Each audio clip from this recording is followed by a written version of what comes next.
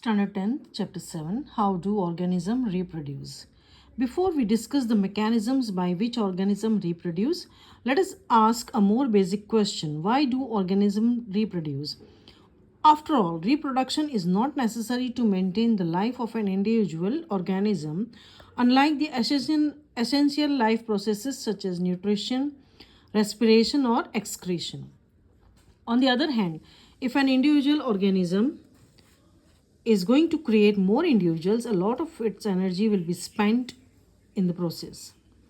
Whatever the answer to this question, it is obvious that we notice organisms because they reproduce. If there were to be only one non reproducing member of a particular kind, it is doubtful that we would have noticed its existence. Do organisms create exact copies of themselves? So, we see what is reproduction. A process by which an organism produces new organism of its own kind is called reproduction. Reproduction, unlike other life processes, is not necessary to maintain the life of an individual organism. Reproduction involves creation of a DNA copy. Variations formed during reproduction are the basis for evolution. Reproduction is linked to the stability of the population of species. Variation is useful for the survival of species over time. Asexual reproduction. When a single parent is involved in the formation of new generations without the fusion of gametes, it is called asexual reproduction. Types of asexual reproduction: fission, budding, example hydra, spore formation, rhizophus, regeneration, planaria, fragmentation, spirogera, vegetative propagation. Now let us see what do you mean by fission. Binary fission, example amoeba, leishmania, and multiple fission, plasmodium. Vegetative propagation, natural vegetative propagation and artificial vegetative propagation.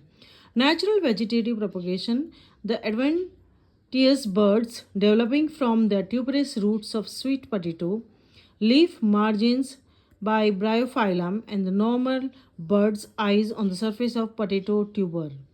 Artificial vegetative propagation, cutting, layering, grafting are the artificial methods for vegetative propagation.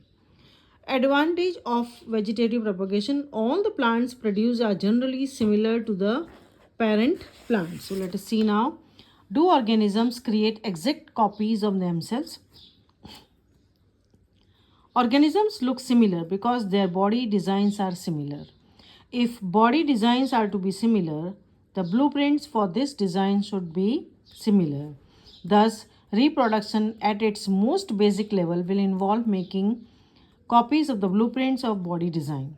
In class 9th, we learned that the chromosome in the nucleus of a cell contain information for inheritance of features from parents to next generation in the form of DNA, deoxyribonucleic acid molecules. The DNA in the cell molecules is the information source for making proteins. Therefore, a basic event in the production is the creation of DNA's copy. Cells use chemical reactions to build copies for their DNA. Okay, let us go to the next page. These two cells are of course similar, but they are likely to be absolutely identical. Thus, the surviving cells are similar but subtly different from each other. What is the importance of variations? Okay, you should know the meaning of the word variation. Variation is useful for the survival of species over time. Now let us see the modes of reproduction used by single organism. So first one is fission. Fission, binary fission in leishmania. Some unicellular organisms show somewhat more organization of their bodies, such as seen in leishmania, which is called Kala-Azar, which have a whip-like structure at one end of the cell. In such organism, binary fission occurs in a definite orientation in relation to these structures. Yeast, on the other hand, can put out small buds that separate and grow further, as we saw in activity 7.1. multiple fission in Plasmodium. Next, we have fragmentation.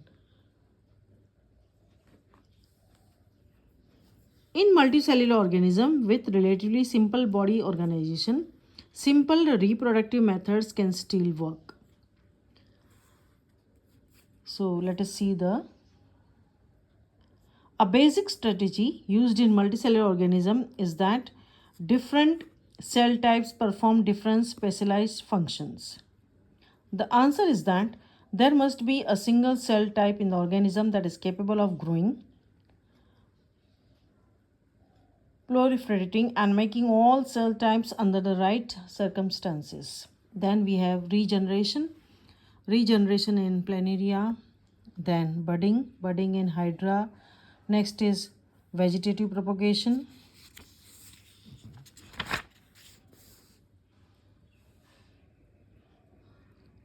Bryophyllum birds, you can see the birds formation. Similarly, birds produce in the notches along the leaf margin of bryophyllum, fall on the soil and develop into new plant.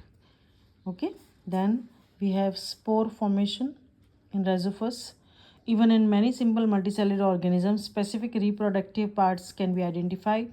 The thread-like structures that developed on the bread activity 7.2 above are the hyphae of the bread mold Rhizophus. They are not reproductive parts. On the other hand, tiny blob on a stick structures are involved in reproduction. The blobs are sporangia, which contain cell or spores that can eventually develop into new rhizopus individuals. The spores are covered by thick walls that protect them until they come into the contact with another moist surface and can begin to grow. Now let us see what do you mean by sexual reproduction.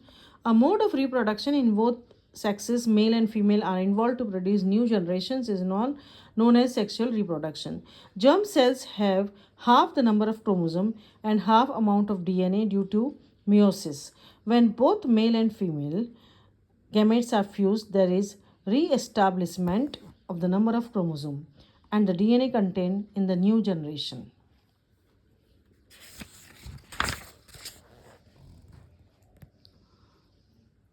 This may be similar to their parents or may be recombined to some extent. Sexual reproduction in flowering plant.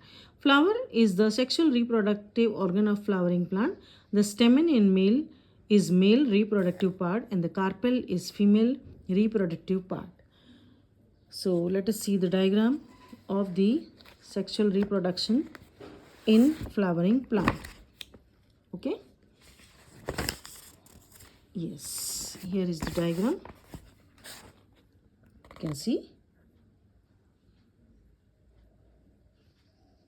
Pollen grains are produced within the anther of stamen. Male gametes are produced within pollen grain. Female gametes are produced within the ovule of ovary of carpel. Fertilized ovule is transferred into seed. Seed with fertilized ovary forms the fruit. The seed germinates to produce new plant. You can see the germination.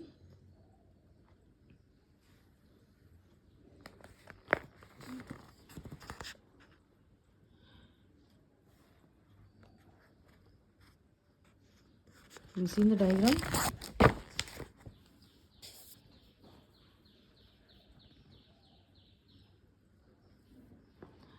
Now let us see the sexual reproduction in humans. Boys generally attain puberty at the age of 13 to 14 years and girls attain it at the age of 10 to 12 years. Male gonad testis produce sperms as well as sex hormone testosterone. Okay. And female estrogen and progesterone.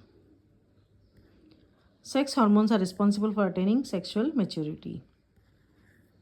So these are the parts of male reproductive system. You can read.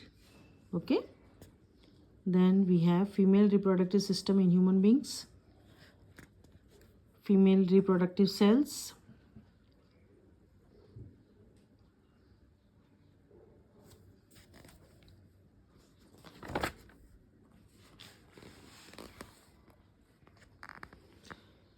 This is the figure 7.10 human male reproductive system. Then this is human female reproductive system.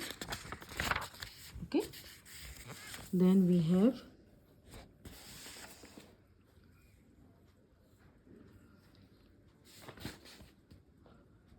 okay.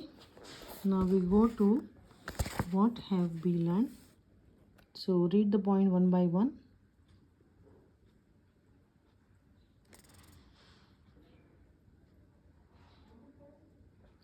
All the points are very important, and then you have to find the answers of your questions. Okay.